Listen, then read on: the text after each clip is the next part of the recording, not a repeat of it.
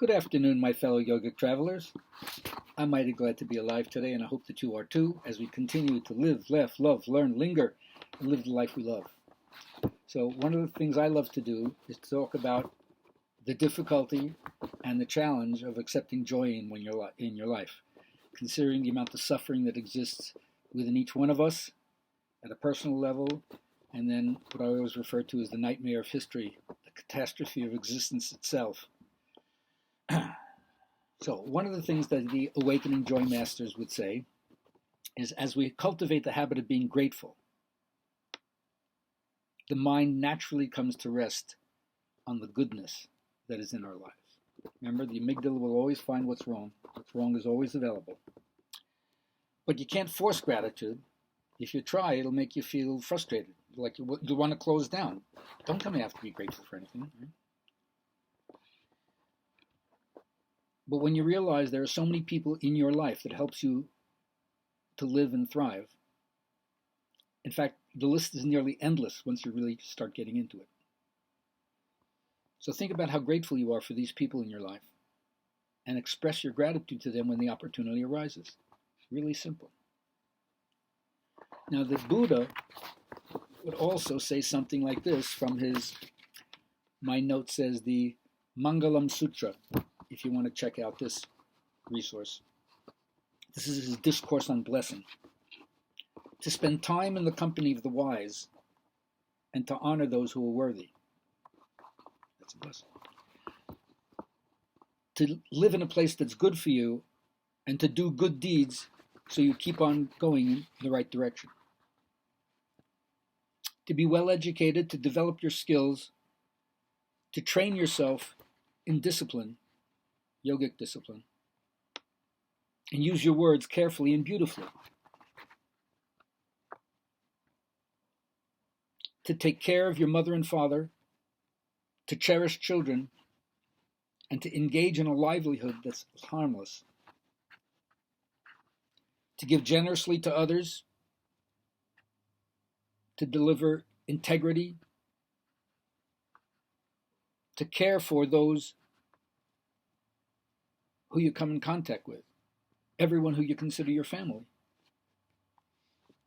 To avoid doing harm, to be careful with intoxicants, and to develop wholesome states of mind.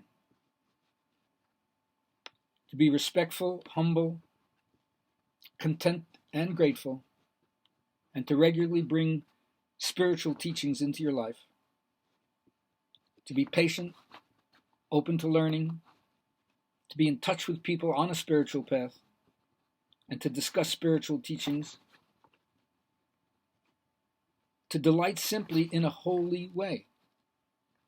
To understand the deepest truth and to realize the highest form of freedom and happiness. Given the face of the crazy ways of the world,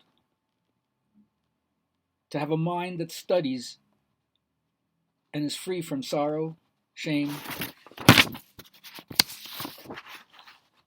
Those who act in these ways cannot be dragged down.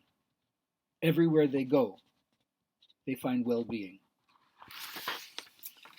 Wow, but that's just the Buddha. I guess you could say, well, what does he know? He would say he doesn't know. I'm the awakened one. He never claimed anything other than I'm awake.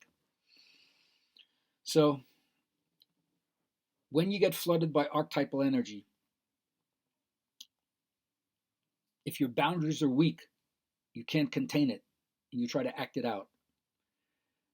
So you get like gripped by a certain kind of grandiose personality trait.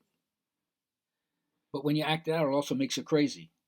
And the ancient people at least understood that having a container, you have to be insulated in a certain way so the energy doesn't fry you completely or come out in a skewed way.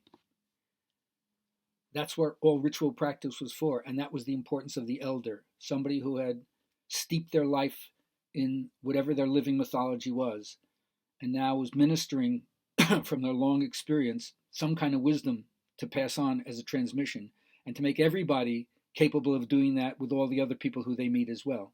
So they never retire from their social role, even if they're not in the productive economic sector in the same way. So each one of us has to find that inner elder that in a timeless way is connecting to something that allows you to enter sacred space. Otherwise, all you're left with is the terror of history. And all my teachers would say, do not go gently into the good night, but fight for your spiritual values.